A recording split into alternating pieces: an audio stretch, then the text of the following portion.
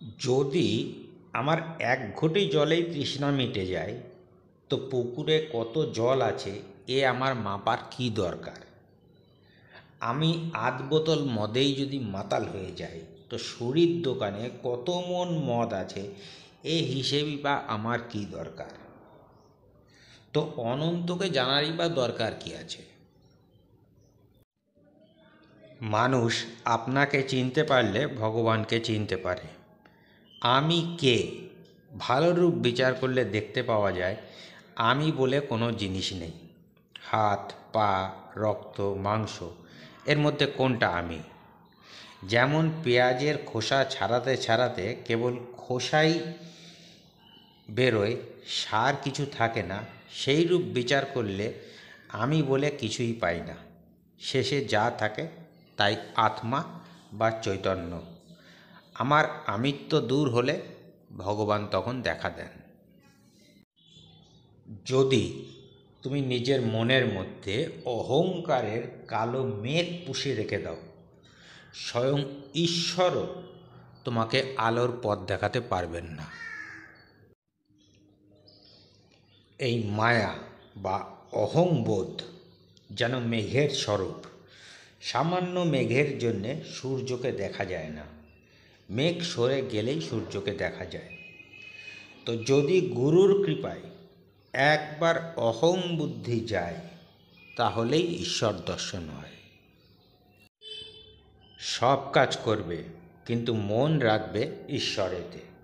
স্ত্রী, পুত্র, বাপ, মা সকলকে নিয়ে থাকবে, সেবা করবে যেন তারা কত আপনার লোক, কিন্তু মনে জানবে তারা কেউ তোমার নয়। নির্লিপ্ত সংসারী রাজার বাড়ির দাসীর ন্যায়। রাজবাড়ির দাসী রাজার ছেলে মেয়েদের আদর যত্ন করে, তাহাদিগকে প্রতিপালন করে, তাদের সেবা করে, কিন্তু জানে যে সেই ছেলে মেয়ে তার নয়, রাজ্যের।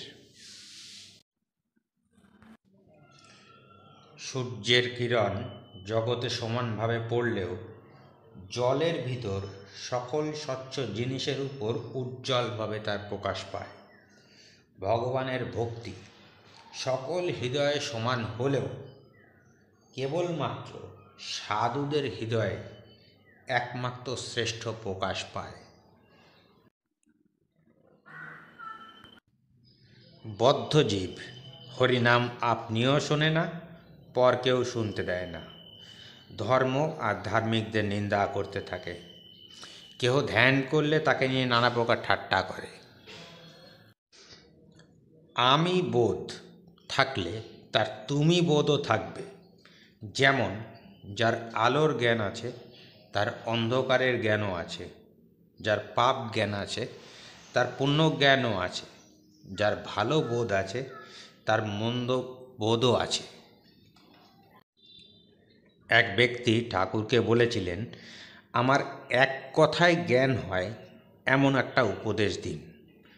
তিনি বলেছিলেন, ব্রহ্ম সত্য, জগৎ মিথ্যা, এইটি ধারণা করো।